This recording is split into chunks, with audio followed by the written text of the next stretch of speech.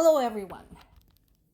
Despite their completely different styles of leadership and some controversy as to the appointments, we do have a matching statement from the current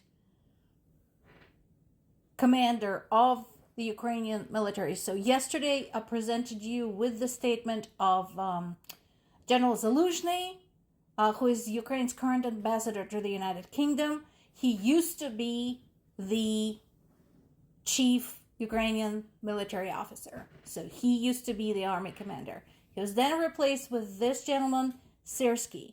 They're completely different men, totally different approach, but the two of them talked about the same thing.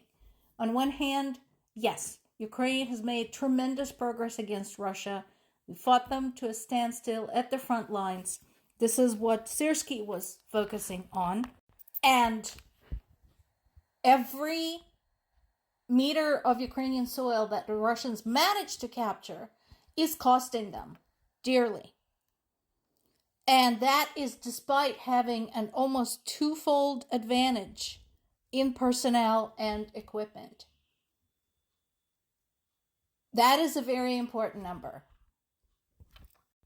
In addition, this is another one kind of to keep in mind.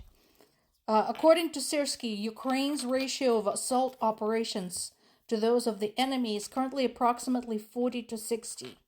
It is precisely thanks to the active actions of the defense forces that the first half of 2026, the pace of Russian troop advances decreased by more than half.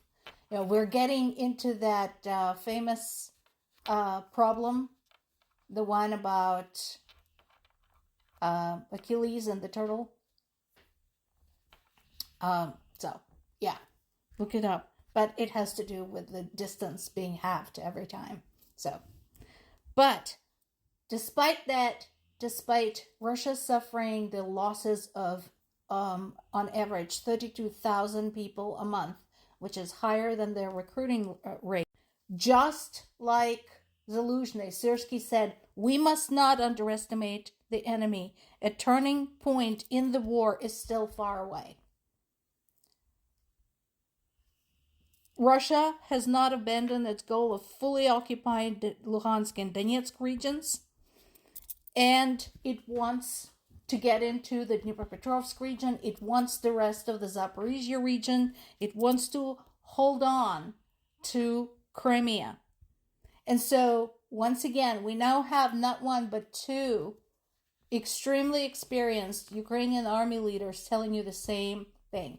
Stop jumping to conclusions. Especially for the political analysts who have been in their jobs for a while, you guys should know better. Look at every history of every war, anywhere ever. And think about what would have happened if people started declaring victory or declaring defeat at a certain point of war without additional operation. Revolutionary War comes to mind, if you must stick to U.S. history.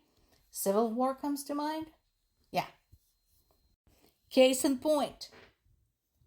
Right on the heels of those statements by two Ukrainian generals, Russia had reiterated its goals for the war.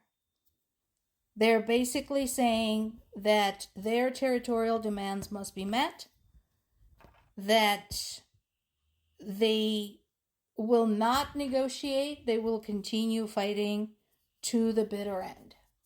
How they're going to do that is a big question. Right now, it's not looking so hot. But once again, whatever problems they're having, Russian government insists on accusing everybody, except themselves. This comes, remember, after Ukraine extended an offer to negotiate multiple times. And after Trump claimed that he had a good conversation with Putin and good conversation with Zelensky, blah, blah, blah. That's why I told you when Trump said, oh, we're figuring it out, it can't be far off, that's just something he says. It's the same thing as with Iran. I think he already declared the end to war in Iran like over 40 times. Same thing. Now, the two things that might come out of Russia pissing off Trump again is, one, they're tightening sanctions on Russian oil. So there is that. And again, we are looking for the updates on those licenses for Ukraine to make Patriot missiles, Patriot ballistic missile interceptors. That said, as I mentioned yesterday, it's going to take at least 15 months from getting the license to actually getting the production going. So there's that. Now, while all of that is going on, again, Ukraine and its close neighbor, Moldova, continue working on their EU membership. So the negotiations are formally to take place over another of the 6 to-do lists.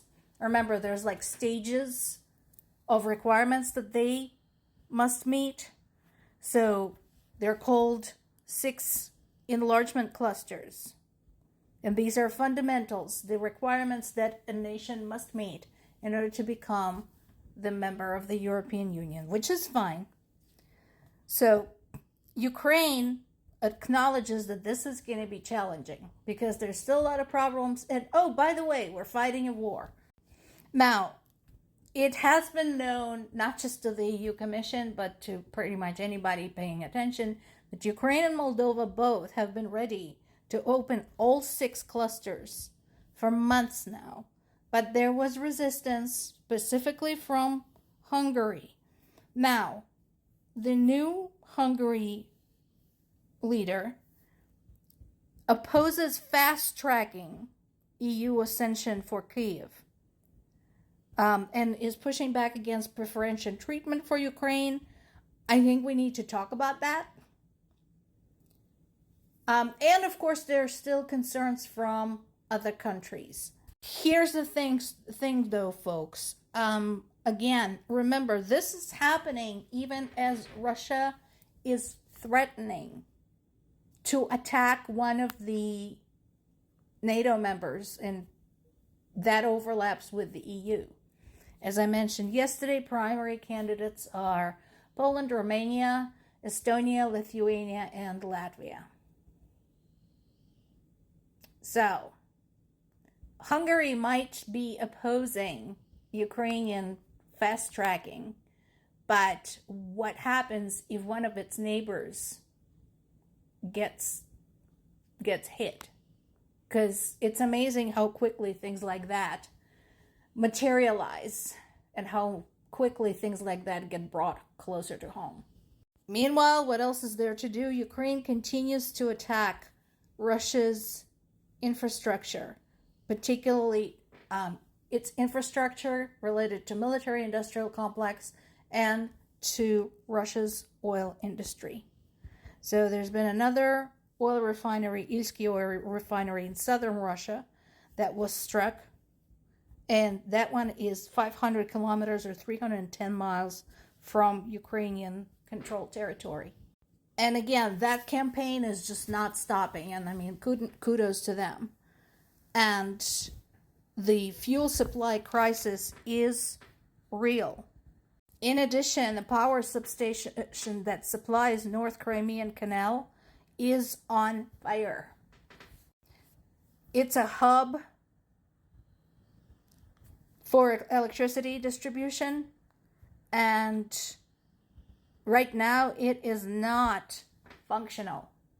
So once again, Ukrainians are doing two things. They're plunging Russia into an economic crisis because, of course, no oil, no gas means, guess what? No food and other basic goods distribution and public services.